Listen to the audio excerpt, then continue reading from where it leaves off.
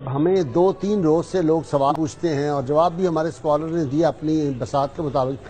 آپ چشتی ہیں یا قادری ہیں؟ قادری قوالی سنتے ہیں آپ؟ ہاں جی، قوالی سنتے ہیں؟ سنتے ہیں۔ اس کا جواز کیا ہے قوالی کا؟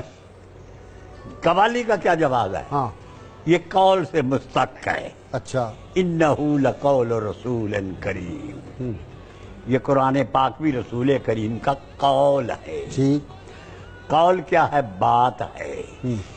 اور کوئی بھی جو بات کرتا ہے وہ کسی نہ کسی انداز سے جو ہر ایک چیز کے اصول ہوتے ہیں وہ اصول کے مطابق بات کرتا ہے۔ ٹھیک، رہی یہ بات کہ یہ مضامیر کے ساتھ قوالی ہوتی ہے، ہاں یہ لوگ کہتے ہیں جی، یہ لوگ اعتراضات کے ڈونگرے برساتے ہیں۔ پہلی بات تو یہ ہے کہ ہر چیز اپنی اپنی حیثیت سے اللہ کا ذکر کر رہی ہے۔ ٹھیک، کہ اِن مِّن شَيْءٍ إِلَّا يُسَبِّحُ بِحَمْدِهِ وَلَٰكِن لَّا تَفْقَهُونَ تَسْبِيحَهُمْ، ہر چیز اللہ کی حمد کی تسبیح کر رہی ہے لیکن تم نہیں سمجھتے۔ سمجھنے کی ضرورت ہے، جب سمجھ آئے گی تو اس کی آواز کانوں میں رس بولے گی۔ ٹھیک، بلکہ قرآن پاک میں ہے أَلَمْ تَرَ أَنَّ اللَّهَ يَسْجُدُ لَهُ مَن فِي السَّمَاوَاتِ وَالْأَرْضِ، جو کچھ آسمان اور زمینوں میں ہے وہ اللہ کو سجدہ کر رہا ہے، لیکن ہم سمجھتے نہیں کہ کیسے سجدہ کر رہا ہے۔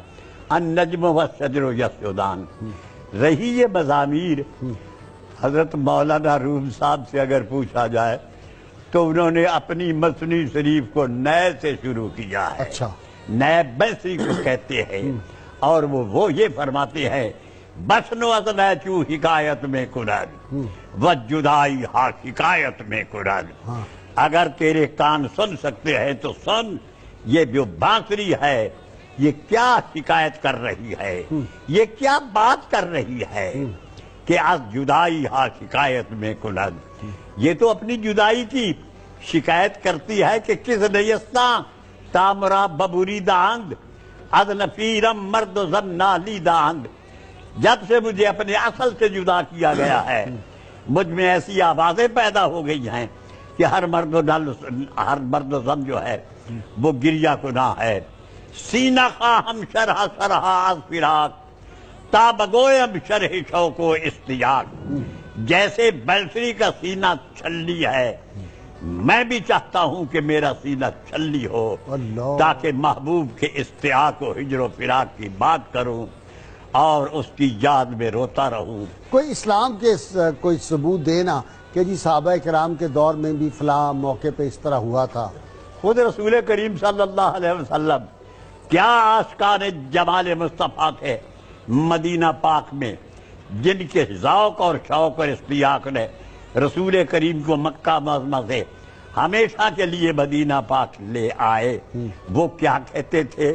مشکوٰۃ شریف کی حدیث ہے، جب حضور آئے تو خوشی کا یہ اظہار ہے فصعد الرجال والغلمان علی البیوت، لڑکے اور آدمی چھتوں پہ چڑھ گئے، واہ، فَيُنَادُونَ یا محمد یا رسول اللہ، یا محمد یا رسول اللہ، اور وہ نعرے لگاتے تھے یا محمد یا رسول اللہ۔ سبحان اللہ، جن کو محبوب ملتے ہیں وہ نعرے لگاتے ہیں یا محمد یا رسول اللہ، اور جن کو نہیں ملتے وہ روکتے پھرتے ہیں۔ ایسے ہی واہ محمد ہو تم نعرہ لگاؤ، یہ سیدنا ابو بکر صدیق نے حکم دیا تھا حضرت خالد بن ولید کی مسلمہ کذاب سے جنگ میں۔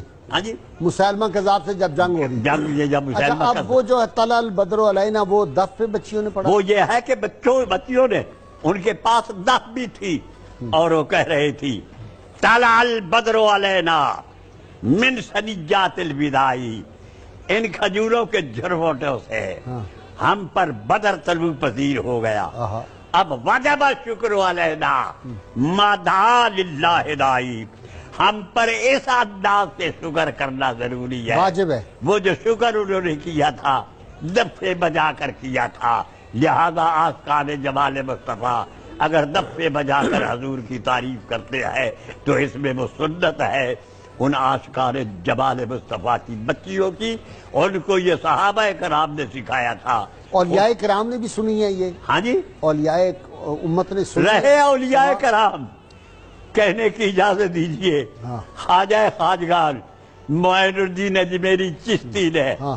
ایک ڈھولکی پہ 90 لاکھ ہندوؤں کو مسلمان کیا اور ڈھولکی کو روکنے والوں نے مسجدوں میں لاکھوں کو کافر بنا دیا۔ اللہ، وہ ادب کا ایک شعر ہے، ہاں۔ مسجد میں تو مومن کو بھی کہہ دیتے ہیں کافر، ہاں۔ میں خانے میں کافر کو بھی کافر